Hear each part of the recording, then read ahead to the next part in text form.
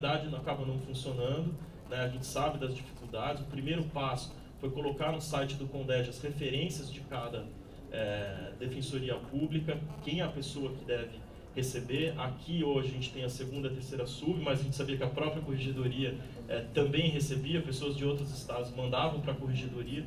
Então o primeiro passo era destacar pessoas responsáveis em cada estado e aí a gente regulamentar tanto para a carta precatória quanto para judicialização de demandas em outros estados, que a gente às vezes recebe uma pessoa aqui querendo judicializar uma demanda, por exemplo, no Rio de Janeiro.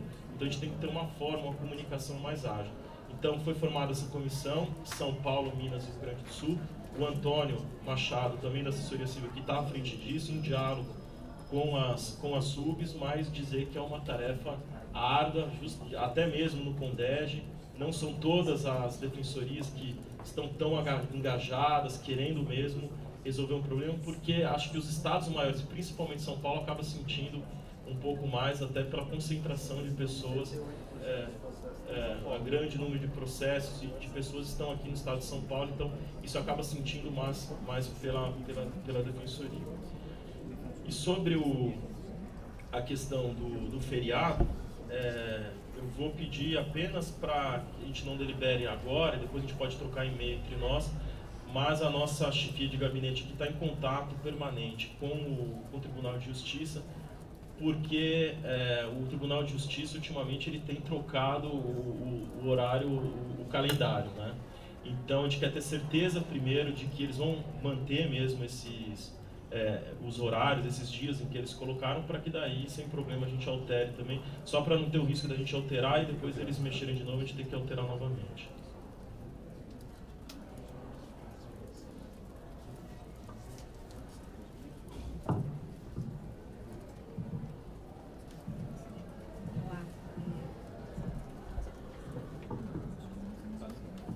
Com José Moacir, em relação à suposta contradição entre a recomendação da corregedoria, que já tem 7 meses que ela foi editada, ela é de abril, e ela ocorreu num contexto de solução de conflitos que surgiram concretamente aqui na capital, tá?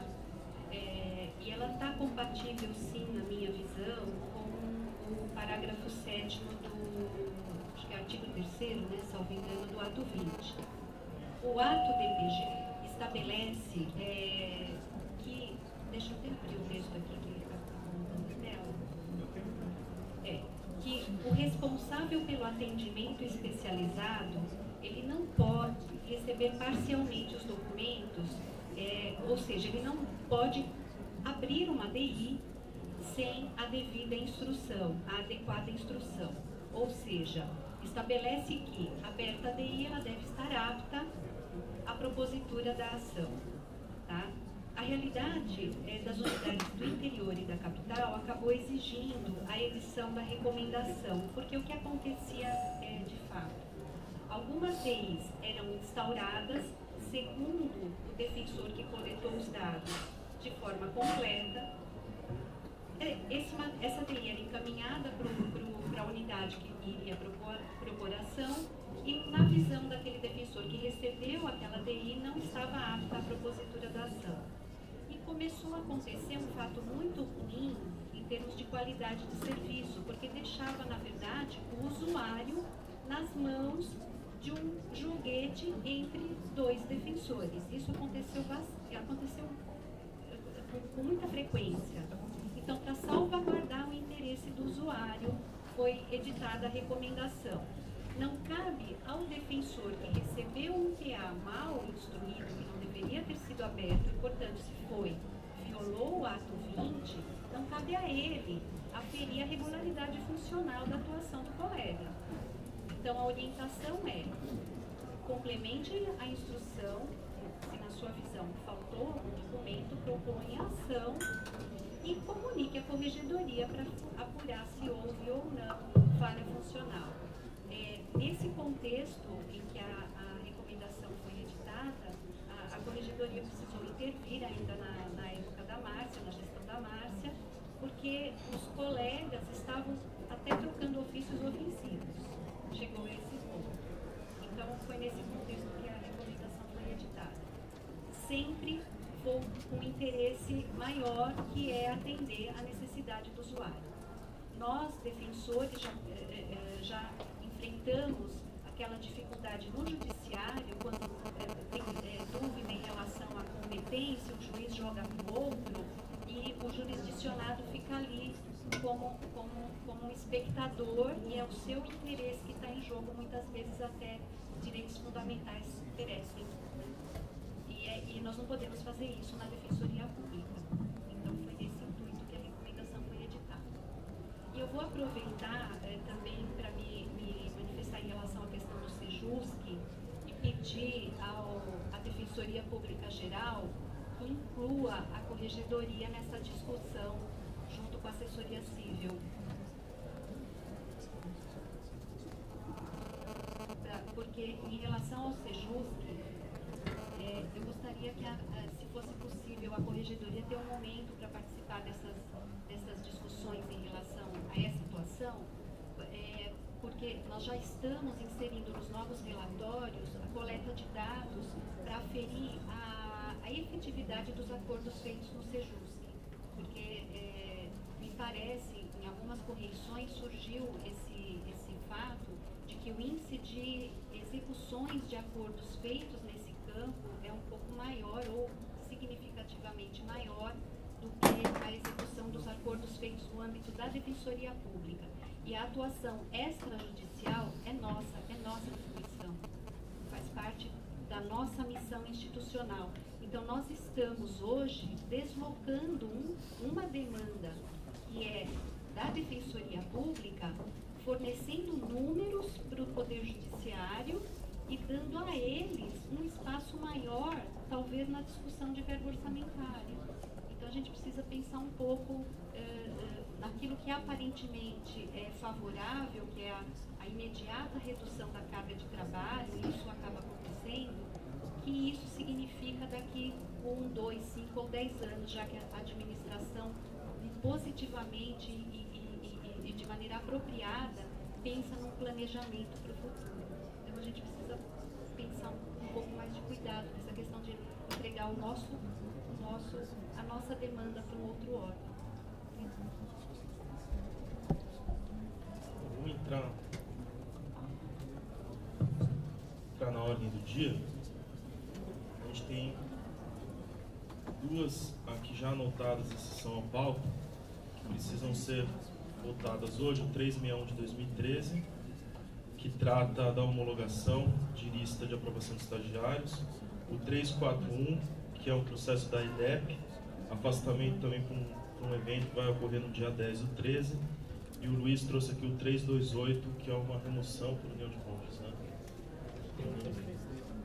É exceção ou inversão? Exceção? 339 é questão para curso. Afastamento? Afastamento.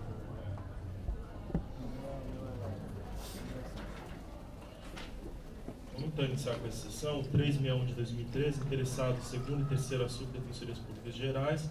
O assunto é propósito de abertura de concurso estadual. Abertura? Tá, o processo, tá. Estagiários para o exercício de 2014. O relator, o conselheiro Luiz Gustavo. Então, passo a palavra ao Luiz Marcelo. Bom dia a todos. Presidente, trata-se de procedimento encaminhado pelo diretor do Departamento de Recursos Humanos, Dr. Ricardo Amorim Leite, no qual apresenta a lista de candidatos aprovados para ocuparem cargos de estagiário de direito. A DRH trouxe a aprovação, trouxe os dados completos já, e então estou pedindo a homologação da lista dos aprovados, realizando suas comunicações.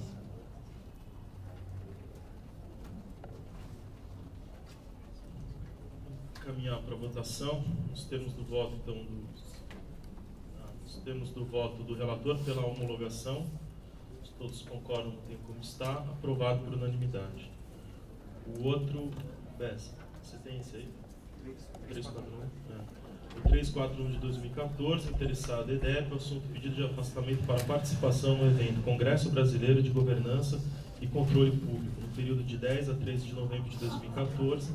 Relator, conselheiro Rafael Bessa, com a palavra. Processo SDP 341 de 2014, interessado EDEP, pedido de afastamento para participação no evento Congresso Brasileiro de Governança e Controle Público, no período de 10 a 13 de novembro de 2014, na cidade de Foz do Iguaçu. Excelentíssimo senhor presidente, excelentíssimos conselheiros, versam os autos sobre pedido de afastamento para participação no Congresso Brasileiro de Governança e Controle Público, no período de 10 a 13 de novembro de 2014, que será realizado na cidade de Foz do Iguaçu, Paraná. Desde já, anoto que o requerimento foi encaminhado à Secretaria do Conselho Superior pela Escola da Defensoria no dia 6 de novembro, tendo sido distribuído a este conselheiro apenas nessa data. Os servidores devidamente inscritos e selecionados pela Escola da Defensoria Pública, que apresentaram a documentação imprescindível para o afastamento, são Jéssica Maria Cavalheiro Madeira, assessoria jurídica, Andréa Saraiva de Barros, EDEP, Michele Marilyn Machado Miranda, EDEP. Justifica-se a participação dos servidores no mencionado curso em razão dos temas tratados, que guardam relação direta com as atribuições institucionais. Além da concordância dos respectivos coordenadores, todos os pedidos dos servidores foram instruídos com autorização da coordenadoria da CGA, conforme documento de folha 5. Por fim, o requerimento também veio acompanhado do cronograma do curso, conforme documento de folhas 11/14, comprovando a importância da participação dos servidores da Defensoria no evento. Sendo assim, tendo em vista os requisitos da deliberação CSDP número 183, de 23 de julho de 2010, voto pelo deferimento dos pedidos de afastamento dos servidores supramencionados para participarem do Congresso Brasileiro de Governança e Controle Público no período de 10 a 13 de novembro de 2014, na cidade de Foz do Iguaçu.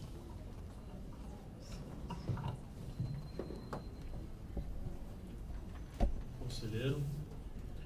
Então, encaminhar para votação os termos do voto do relator. Está passando todos, né? São 3. Então, nos termos do voto do relator, quem concorda, mantenha-se como está, aprovado por unanimidade. E a gente tem algumas 3 inversões que também precisam ser votadas hoje. Qual que é? 239. Então, com a palavra. Senhor presidente e demais conselheiros, recebi na manhã de hoje um pedido de afastamento da servidora Elizabeth Freire Magalhães, compulsando os autos, falta no pedido formulado a manifestação da CGA. Então, nos termos do que consta do meu voto, Paulo, estou fazendo de forma sintética, a ausência da manifestação da CGA conforme o artigo 1º, inciso 4º, inciso 6º, da deliberação 83/2010. Assim, nesses termos, conforme o enunciado 4 de 18 de julho de 2014, e defiro o pedido sem prejuízo de nova apresentação com o documento faltante. Que dia que eu levei? Tá tempo. Tá. Eu sei disso também. Então, nos termos do... 19 e 21, então dá para Qual que é o número dele? 339. Tá, então, encaminhar para votação 339, nos termos do voto do relator. Quem concorda, mantemos como está, aprovado por unanimidade. Conseguiu? A gente tem mais uma exceção à pauta, o 328 de 2014. Isso. Com a palavra, Luiz Marcelo. Considerando o apontamento já feito pelo senhor presidente e o questionamento do conselheiro de Justar, Luiz Eduardo, no sentido da remoção, esse é um pedido de remoção por cônjuge, então que a gente precisaria efetuar para haver tempo de fazer o concurso de remoção.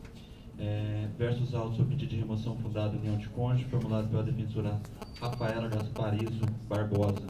Alega a proponente que vive em união estável com Frederico Santana Melo e de seu companheiro enquanto votado no município de São Paulo em cargo no Tribunal de Justiça. O requerimento veio instruído com escritura pública declaratória de união estável e declaração do Tribunal de Justiça, identificando a lotação do senhor Frederico junto ao Juizado Especial Centro 1, situado na Rua Vergueiro, 835, Paraíso. É o relatório. De início, consignado que a matéria encontra-se versada pelos artigos 107, 108, inciso 4 e 112 da Lei Complementar 988/06.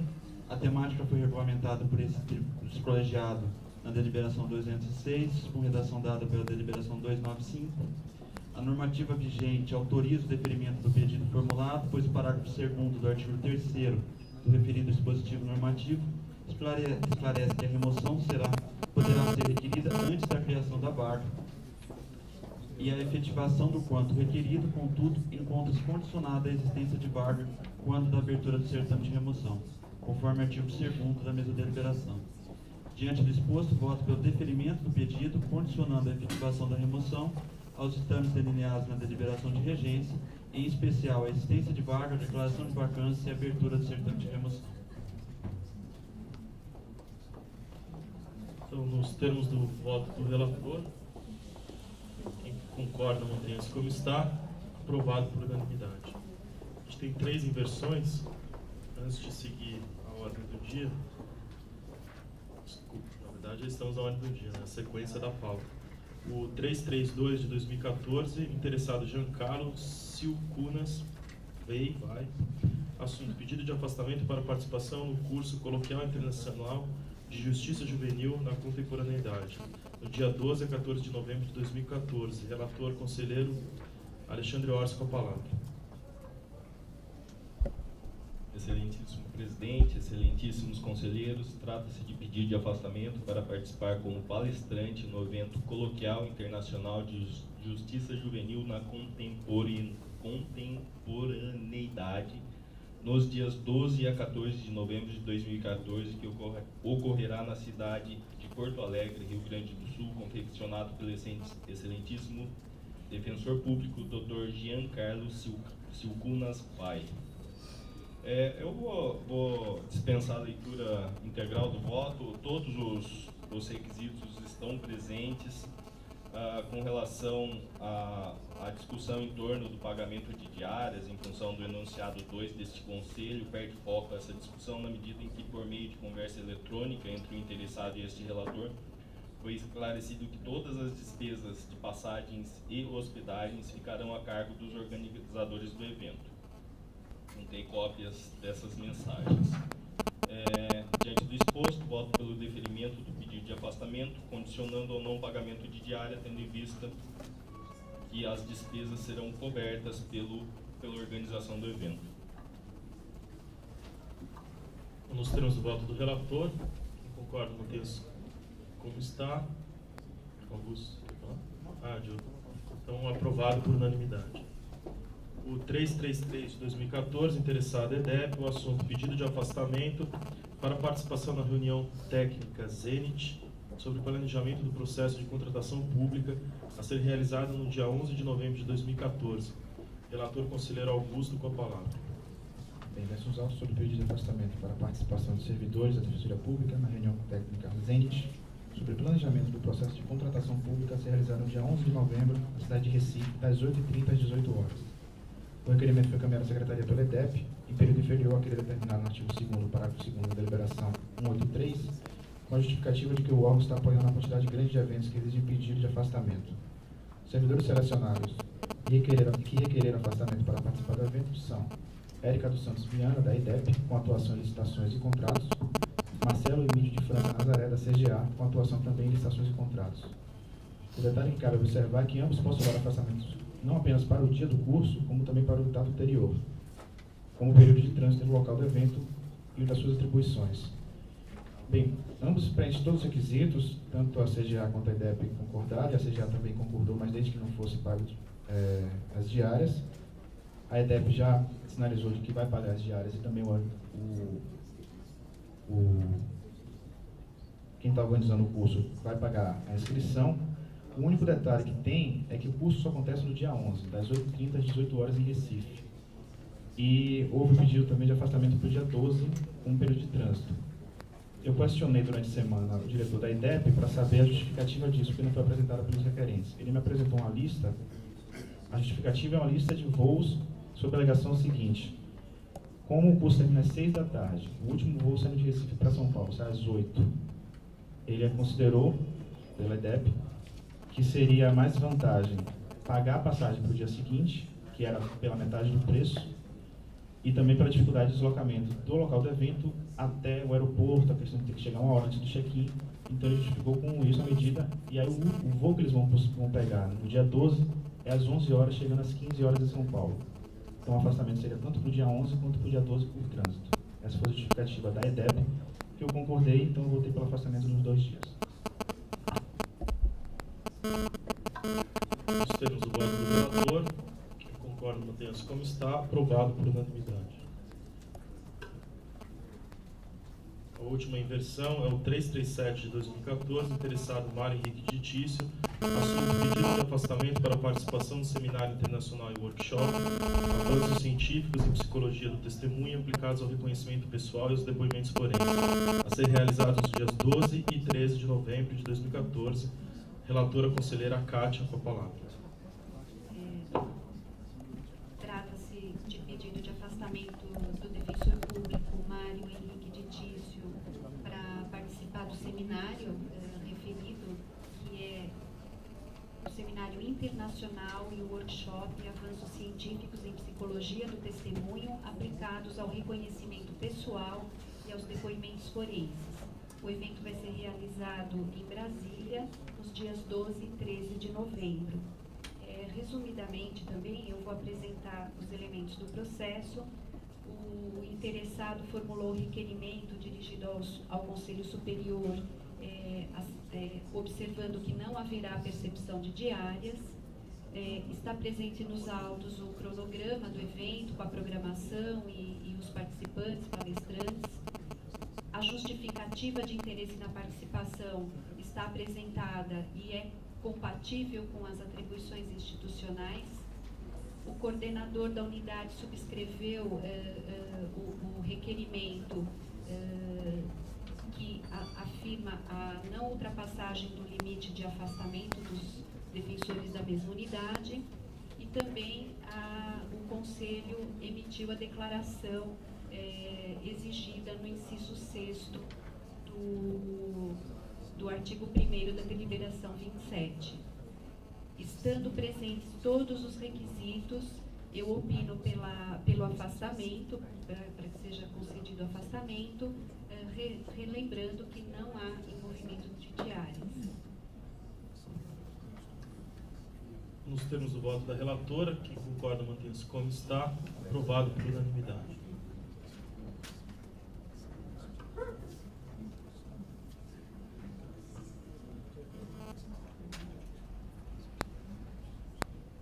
Seguindo a ordem aqui da pauta, indago se todos os conselheiros estão de acordo com a inversão do 351 de 2013, que trata sobre o estabelecimento de cotas na Defensoria Pública. Então, todos de acordo, invertendo a pauta, o 351 de 2013, a gente havia sido feito pedido de vista coletiva na última sessão, e a segunda sub trouxe um voto. Dado se algum conselheiro, alguém mais trouxe algum apontamento.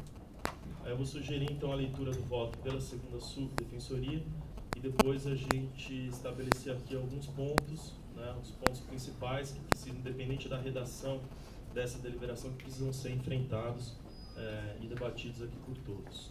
Ele vai fazer a leitura e depois eu tenho uma sugestão aqui de debate, elencando as principais questões que precisam ser enfrentadas. Com a palavra.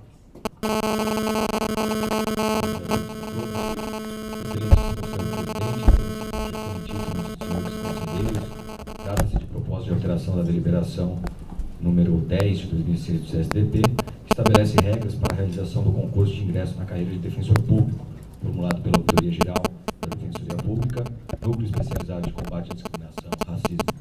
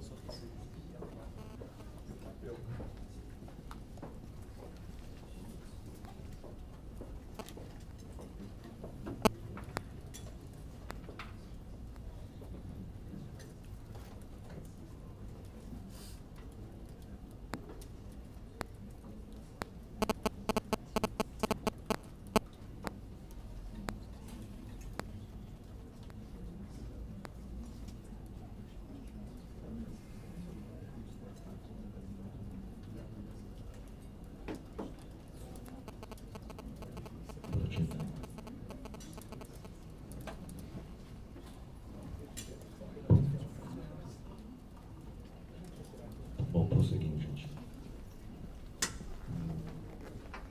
Proposta de alteração da deliberação número 10 de 2006, eleição de... Vocês querem esperar? Não, pode ir, né? Faça a leitura. Só se eles perderem uma pausada. Tá. Formulado pela Ouvidoria Geral da Defensoria Pública, Núcleo Especializado de Combate à Discriminação, Racismo e Preconceito e o Instituto Luiz Gama, em especial para a implementação e regulação do sistema de cotas étnico-raciais na instituição. Ultrapassada a questão da autonomia do Conselho Superior para deliberar sobre cotas, enquanto política que objetiva a promoção da igualdade racial, bem como a introdução de cotas no concurso público, resta pendente de votação o percentual e os demais detalhes apresentados na proposta original. Pois bem, com relação ao percentual, da nota detida da nota técnica do IPEA, Instituto de Pesquisa Econômica Aplicada, no apêndice B, onde consta a relação de municípios que reservaram vagas com critérios raciais na administração pública, verifica-se que 20% é a média adotada pelas administrações públicas municipais e que não há um critério objetivo para a fixação destes percentuais. Ainda que se alegue que o percentual deve ser fixado com base no percentual da população negra no Estado, não foi o que se verificou quanto à elaboração da lei federal, que também regula a matéria. Demais disso, não se pode ignorar que quem presta o concurso público da Defensoria Pública são candidatos de todo o país. Assim, entendo que o percentual a ser fixado na Defensoria Pública do Estado de São Paulo é o mesmo da Lei Federal número 12.990 de 2014, qual seja 20%.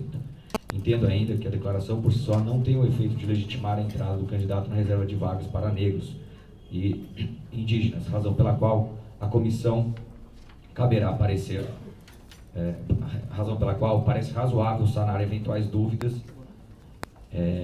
emitir pareceres que irão subsidiar o presidente da banca examinadora e realizar entrevistas com todos os candidatos aprovados depois da primeira fase e antes da segunda fase do certame, a fim de permitir que quem passe para a prova oral sejam candidatos que de fato sejam negros ou indígenas. Nesse ponto, divirjo do relator para que a comissão seja formada por 2 defensores públicos designados pelo Defensor Público Geral, sendo que um deles presidirá a comissão, um membro do Núcleo de Combate à Discriminação, ouvidor geral, um conselheiro do Conselho Estadual de Participação e Desenvolvimento da Comunidade Negra, um conselheiro estadual dos povos indígenas e pelo diretor de Recursos Humanos da Defensoria Pública, podendo o presidente da comissão... para aqui. Além disso, entendemos quanto aos candidatos negros que os critérios que devem balizar as decisões da comissão são fenotipia do candidato e de seus ascendentes. Nesse sentido, voto pelo deferimento do pedido nos moldes da minuta de deliberação apresentada. Então, na verdade, o voto ele é sucinto porque ele traz aqueles pontos que a gente destacou aqui que deveriam passar por uma discussão e eu apresentei esses fundamentos para justificar esses posicionamentos. Você poderia só ler a composição de novo, só para mim, que não chegou aqui. Tá, vou tirar. A composição da comissão é formada por 2 defensores públicos designados pelo Defensor Público Geral, sendo que um deles presidirá a comissão, um membro do Núcleo de Combate à Discriminação, ouvidor geral, um conselheiro do Conselho Estadual de Participação e Desenvolvimento da Comunidade Negra e um conselheiro do Conselho Estadual dos Povos Indígenas e, por fim, o diretor de RH.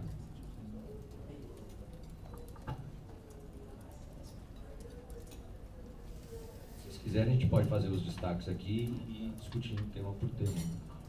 O que eu ia sugerir, tentando a questão aí que a gente vem debatendo, é destacar alguns pontos aí que talvez seja melhor a gente fazer o debate sobre esses pontos e depois a gente parar para ver a redação, como seria essa redação. O relator apresentou uma proposta, o voto vista do Bruno Miragaia apresentou uma proposta e agora a segunda sub apresenta algumas alterações. Então, acho que um primeiro ponto que precisa ser debatido é o percentual, né? Então, aí a proposta do voto vista foi de 20%, a proposta original é de 30%, do voto vista de 20%, e a segunda subdefensoria mantém os 20% do voto vista do Bruno Miragaia.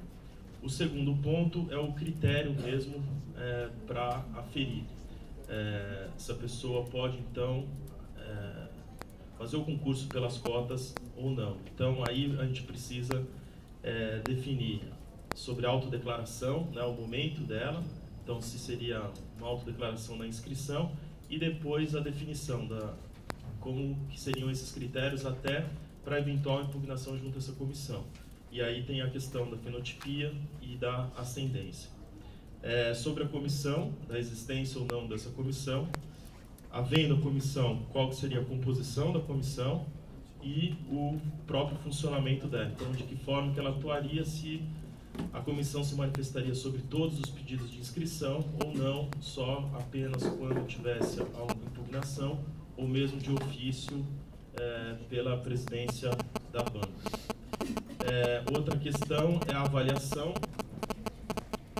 o momento, né, da avaliação, em que momento que a comissão seria então acionada, em que fase do concurso, ou se durante todo o concurso, até a definição final do concurso, e também o momento de aplicação do percentual, se isso seria da primeira para a segunda fase, da segunda para a terceira, em que momento que a gente garantiria, de que forma que seria garantido que esse percentual tivesse sendo aí observado. Só uma questão de ordem, senhor presidente. Queria utilizar aqui a possibilidade dos membros que indicaram a proposta, de logo após o relato aí do nosso conselheiro, da segunda sub, de fazer uso de 5 minutos do tempo para comentar, inclusive, a proposta do relator. Isso está no capítulo 6 da discussão e votação, o artigo 3º. Concluído o relatório, o presidente dará a palavra pelo tempo máximo e improrrogável de 5 minutos para os que têm interesse pessoal e direto na matéria em pauta, nos termos do parágrafo do artigo 31 desse regimento interno. A ideia seria, se fosse possível, abrir a palavra para o Instituto Luiz Gama pronunciar sobre o voto. 5 minutos. A gente está renovando o procedimento, porque esse procedimento é único, a gente abre uma fala novamente, não falando só do ponto de vista regimental. Então eu abro novamente, quase como se fosse um novo procedimento, com novas regras. Não, isso está aqui no regimento. É uma possibilidade aberta, não é? Não estou criticando isso, eu quero entender, porque assim, se vira um novo procedimento, eu tenho de novo as mesmas regras para rediscutir, porque se vai ter novo debate, eu posso continuar rediscutindo ele com as mesmas regras que estão no regimento, isso eu quero entender. O que está falando assim, o relatório já foi dito aqui. Se a gente entender que tem um novo relatório, que não há nenhum problema. Então, é um novo processo e teria, por exemplo, vista de novo, entendeu? Eu tenho um outro entendimento. Eu acho que assim, foi feito o voto e o que nós estamos pedindo assim, quem propôs a matéria teria direito de se manifestar por 5 minutos. Eu entendi o espírito do regimento interno nesse sentido. Não estão abrindo nenhuma possibilidade de ampliar o debate. Então, considero lá, eu acho que o nosso auditor tem razão. Mas mesmo que não tivesse razão, eu acho que nessa matéria, nessa matéria aqui em particular, só que eu acredito que, evidentemente, há uma questão já superada. Então, como agora vai ser definida uma outra questão, no meu entender, extremamente técnica, tanto é técnica que eu estou com 3 artigos aqui de 150 páginas, um deles 70, o outro, sobre essa matéria, sobre fenotipia, não sei o que mais, enfim. Então, como é complicado realmente isso, pelo menos para mim que sou leigo, né? Possivelmente 5 minutos possam aqui ajudar, ou 10, não sei, né? A esclarecer essa questão agora que vai ser colocada em votação, né? Essas questões que o senhor presidente apontou. Então, nesse caso em particular, mesmo que não fosse regimental, até acredito que vem de bom tamanho para que exponha esse ponto de vista, porque motivo, por exemplo, já foi dito aqui no momento aberto, mas acho que pode, quem sabe com outras palavras, né? Porque o motivo vai sustentar que 20 não está adequado e sim 30, ou então que a autodeclaração é a conveniente ou não é a conveniente, e outras questões dessa natureza, acredito até que possam ser salutares. Desculpe. Não, a gente não pode abrir para a palavra, vou abrir então para o... Mas aí, só essa é a minha dúvida. Seria uma única pessoa que é o proponente, não, o Instituto Luiz Gama, ele é o proponente, a pessoa... Quem que é? É o Silvio. Ele está aí? O Silvio está aqui.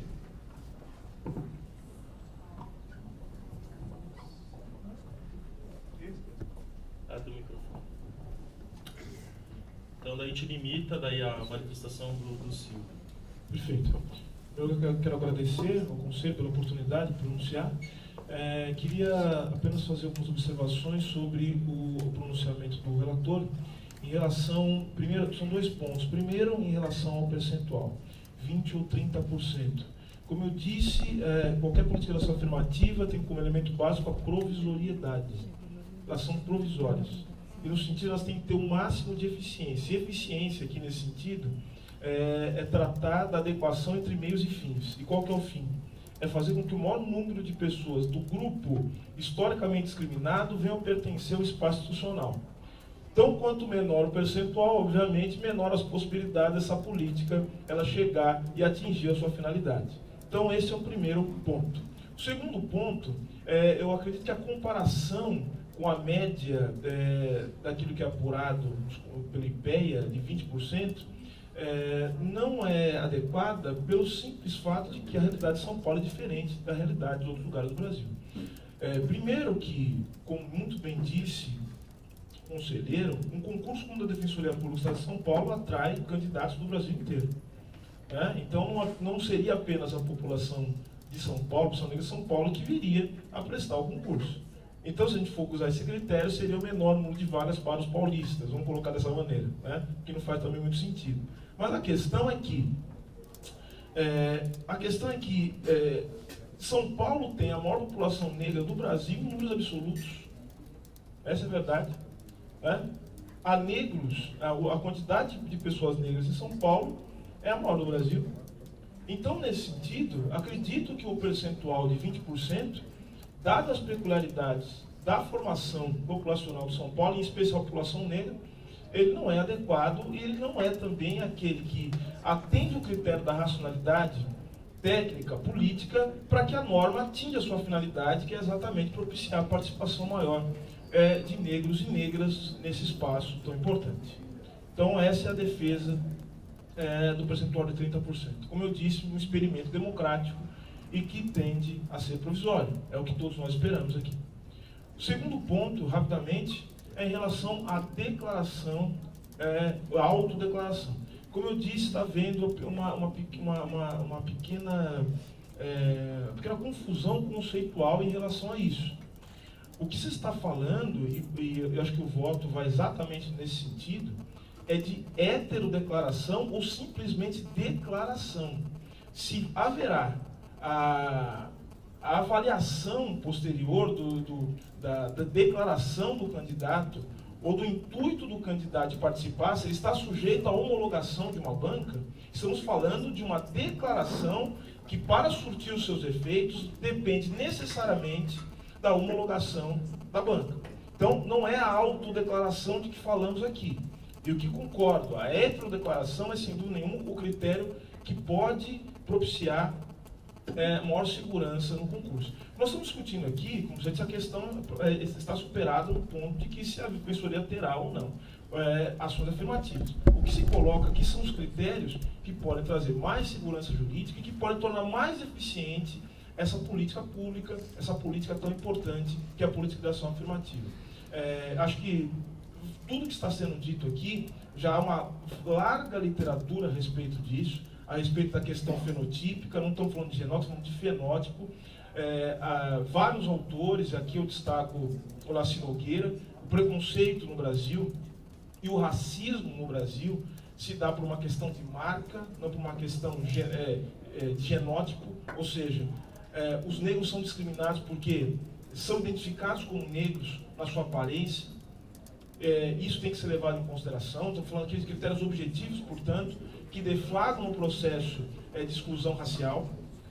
E há vários, como eu já disse, várias experiências ao longo dos últimos anos que destacam a plena possibilidade de exercer um controle rígido sobre esses concursos.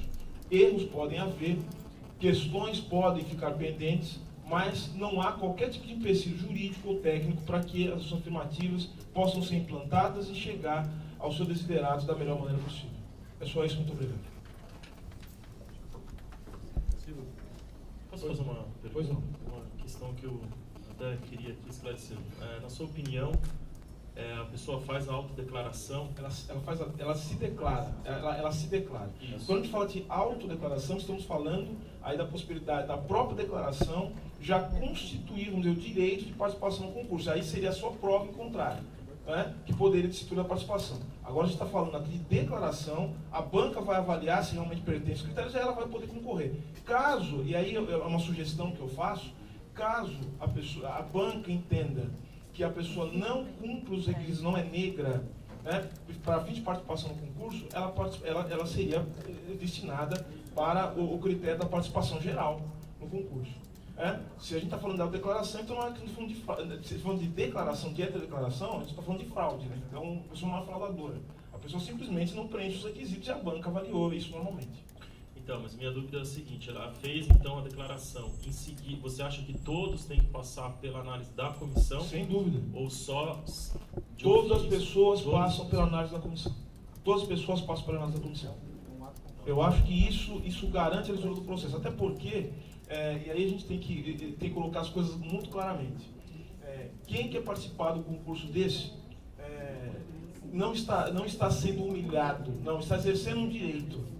Não está exercendo um direito, não está sendo tutelado. Está numa relação de igualdade formal com as pessoas também que têm que seguir a lei e que estão presidindo o concurso. E como eu já disse anteriormente, essas normas, elas não se dirigem apenas aos candidatos, mas se dirigem também às pessoas que vão avaliar. Isso é fundamental. As pessoas que vão avaliar também têm que incorporar esses critérios nas suas ações quando da organização das regras do concurso. Vou abrir para os conselheiros, se alguém tiver alguma questão. Não, é só sobre esse ponto da autodeclaração. Então, pelo que eu entendi, assim, a preocupação é que o termo autodeclaração, ela pode dar margem de interpretação de que o candidato não poderia ser impugnado. Perfeito. É isso. A redação tem que ser mudada para constar declaração. Se constar autodeclaração, isso pode abrir margem para uma série de contestações. E é isso que nós queremos evitar. Obrigado. Só perguntar sobre a questão da foto. A foto seria para todos os candidatos ou só para quem se candidata à cota? Não, só para quem se candidata à cota. Eu acho que é o seguinte, acho que são duas... aí é uma questão de se decidir. Se vai haver entrevista para todos os candidatos, a foto talvez não seja necessária. Mas se não houver entrevista, a foto é necessária e é possível. Não há nenhum problema do candidato colocar foto. Eu, por exemplo, teria problema algum de colocar uma foto para participar de um concurso, seria um direito que eu tenho.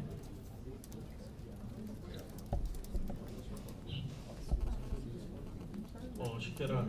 Obrigado, Silvio. Muito obrigado. Obrigado pela participação.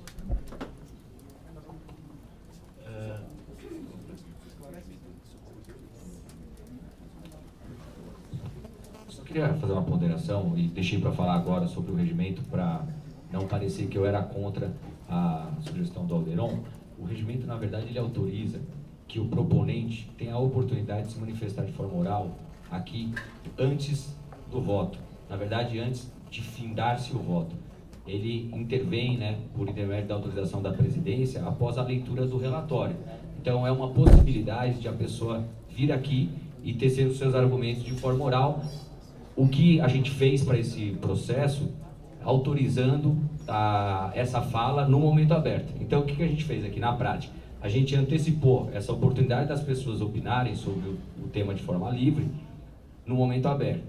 Mas na prática da leitura do regimento, só quero ponderar isso em outras ocasiões, eu acho que esse conselho pode avaliar e flexibilizar essa norma como fez hoje, autorizando que após a leitura do mérito, haja um debate com pessoas que não compõem o conselho. Mas que não é isso que o regimento diz, entendeu, Alderon? Na verdade, o regimento que ele quer autorizar é mais uma oportunidade da pessoa se manifestar expondo os seus argumentos e não só por intermédio do requerimento escrito, né? Tanto que ele fala aí, o relator fará a leitura do relatório e ponto. Ele não vai falar do mérito.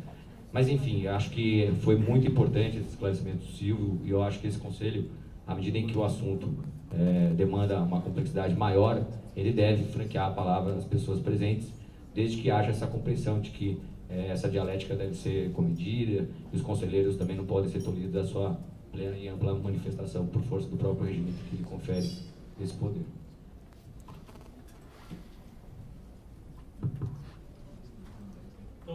seguindo os debates, nessa linha, então,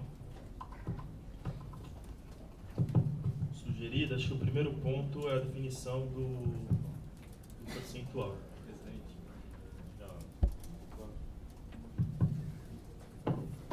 eu fiz alguns apontamentos aqui, eu gostaria de ler, não é um voto, mas é um apontamento, e se for necessário, a semana que vem eu apresentaria uma declaração enfim. De início, eu faço o seguinte questionamento aos meus colegas conselheiros.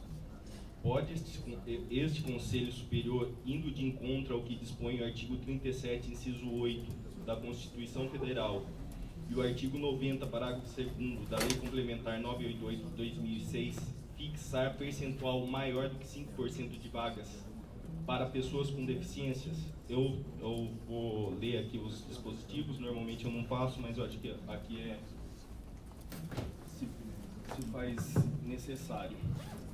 Artigo 37, inciso 8º da Constituição Federal. A lei reservará percentual dos cargos e empregos públicos para as pessoas portadoras de deficiência e definirá os critérios de sua admissão. Artigo 90, parágrafo 2º da Lei Orgânica da Defensoria Pública. Das vagas abertas, 5% serão providas por pessoas com necessidades especiais. Aquela questão que eu fiz, eu respondo pessoalmente, não os meus colegas, evidentemente. Parece-me que juridicamente a única resposta possível é não. Do contrário, as previsões constitucional e legal específica para acima mencionadas da reserva de vagas para as pessoas com deficiência, ao invés de implementarem, aqui eu pulei. Exatamente neste aspecto está o limite legal para a fixação, a meu ver, do percentual das cotas étnico-raciais por ato normativo infralegal, como soe ser as deliberações desta Casa. De fato, conquanto admitida, como foi por este Conselho, a possibilidade de regulamentação interna das cotas étnico-raciais nos concursos da instituição, a partir da força irradiante dos princípios constitucionais, sem a necessidade de lei complementar específica para tanto, forçoso reconhecer que referida força irradiante não confere a este colegiado um cheque em branco, amesquinhando a própria Constituição Federal e as leis vigentes em nosso país. A reserva de vagas para pessoas com deficiências em concurso público que possui previsão constitucional, artigo 37, inciso 8º, e previsão em lei complementar específica, nossa lei orgânica, repita-se, ainda que a exaustão, é de 5% sem diferenciação, é de 5%. Parece-me, no mínimo, incoerente que este Conselho Superior regulamente as cotas étnico-raciais, sem lei específica que a discipline, em patamar extremamente superior ao fixado por lei complementar às pessoas com deficiência, 4 vezes maior, segundo a proposta formulada no voto vista e do conselheiro Bruno Napolitano. Vale dizer então que embora este colegiado tenha entendido pela possibilidade de disciplinar a matéria sem lei complementar específica, a partir da força irradiante dos princípios constitucionais, da lei da igualdade racial e das decisões do STF acerca das ações afirmativas e da autonomia da Defensoria Pública, existem limites legais para sua regulamentação, ou seja, o artigo 90, parágrafo 2º da Lei Complementar 988 de 2006. Do contrário, as previsões constitucional e legal específicas mencionadas para a reserva de vagas para pessoas com deficiência, ao invés de implementarem um princípio da igualdade material para as pessoas com esta vulnerabilidade, vontade expressa do poder constituinte originário, servirá apenas para engessar o poder normativo interno da instituição neste aspecto, pois a prevalecer a tese esposada no voto vista, e agora pelo conselheiro Bruno Napolitano, se elas, referidas previsões expressas, inexistissem, poderia esse colegiado fixar o seu percentual no patamar que melhor entendesse em relação às pessoas com deficiência. Assim, por entender que a regulamentação da matéria, no que pertine ao percentual de vagas reservadas aos cotistas, deve buscar esteio no que a nossa lei orgânica disciplina relativamente às vagas reservadas para pessoas com deficiência, voto fazendo analogia ao artigo 90, parágrafo 2º da Lei Complementar Paulista 988, pelo percentual de 5%. Na verdade, só a declaração de voto no parlamento. Conselheiro. Eu discordo, Alexandre, até porque apesar de serem dois grupos vulneráveis, não são iguais. A gente igualar no número de grupos que são diferentes, inclusive em quantidade, é perigoso. Inclusive a pessoa pode concorrer às duas situações. Tanto a cota por deficiência física, se ela for negra ou indígena ou parda, ou a cota só se ela não for deficiente físico, ou seja, tem as duas possibilidades. Só me dá uma parte, né? Talvez não tenha ficado claro no que eu escrevi, no que eu relatei agora.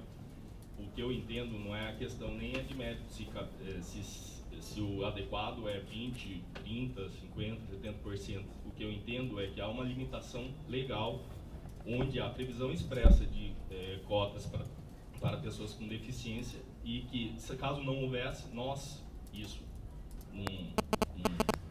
entendimento de futurologia, poderíamos, eventualmente, num futuro, regulamentar de maneira um patamar, fixar um percentual maior para as pessoas com deficiência. Então, ao meu ver, o meu entendimento é que se fizermos essa analogia àquilo que há previsão legal para ser feito, as pessoas com deficiência, onde houve regulamentação constitucional e legal, sairiam, em tese, prejudicadas pelo entendimento desse conselho. Isso numa questão de futurologia. Claro que aqui a gente não está discutindo se o percentual de 5% para pessoas com deficiência é adequado ou não. O que eu estou querendo expressar é a necessidade de se buscar, por meio da própria norma legal específica complementar, essa disposição, essa regulamentação. Mas eu acho que se a gente também superou a criação das próprias cotas para negros e indígenas, sem utilizar como parâmetro as cotas dos deficientes físicos, não necessariamente precisamos utilizar a porcentagem utilizada pela Constituição e pela lei para esse caso. Até porque estamos utilizando também a lei federal, que cuida da parte de criação de cargos de concurso público superior, para utilizar os 20%. E estamos utilizando a Constituição para criar, como direitos fundamentais, principalmente a questão da igualdade material, para criar as cotas. Entendo o seu ponto de vista, mas acho que eu discordo e mantenho os 20%. Bruno Napolitano. Bom, eu gostaria também de tomar a liberdade de manter o posicionamento, em contraponto ao que foi colocado pelo conselheiro Alexandre Orsi, na medida em que eu enxergo uma confusão desse tema, dos fundamentos expostos pelo conselheiro, com o próprio mérito que foi decidido aqui no tocante à autorização de regulação administrativa interna da matéria por esse Conselho Superior. Então, na verdade, a partir do momento que o Conselho delibera que há discricionariedade para adotarmos o sistema de cotas para minorias, nós estamos, na verdade, abdicando de se cingir aquilo que a 988 dita nessa matéria. Nós estamos dizendo que nós temos o poder normativo para disciplinar este assunto, que também encontrou em menor espectro ao regular a matéria para pessoa com deficiência. Então, na realidade, a gente tem essa discricionariedade e é inevitável que nesse momento a gente faça uma apuração acurada do tema, aí sim específico, direito de minoria da pessoa negra, da pessoa indígena. Até porque se não fosse dessa maneira, a gente ficaria engessado ao ponto de, para a pessoa com deficiência, há um critério de constatação da deficiência, que é a perícia médica. E aqui a gente está adotando um outro critério, que é a comissão. Então, se fôssemos adotar o raciocínio de que devemos seguir exatamente os ditames da 988, sem liberdade para disciplinar a matéria administrativamente, o que já foi julgado por esse Conselho, a gente teria que também adotar tudo que foi dito para a pessoa com deficiência, e eu acho que é impossível tratar os desiguais de maneira igual, como seria sugerido pela proposta do Conselho. Próximo inscrito é Horácio.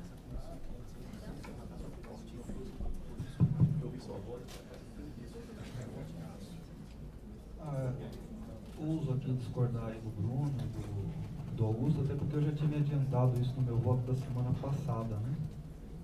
E, na verdade, eu tenho uma dificuldade de compreensão aqui, na linha que o Alexandre colocou, com relação ao percentual de pessoa com deficiência. Porque, na verdade, se a gente vai fazer um paralelo de falar de estar tratando de forma igual ou de forma desigual, a gente tem hoje, segundo dados do IBGE, 24% da população brasileira é pessoa com deficiência. O professor Silvio trouxe um número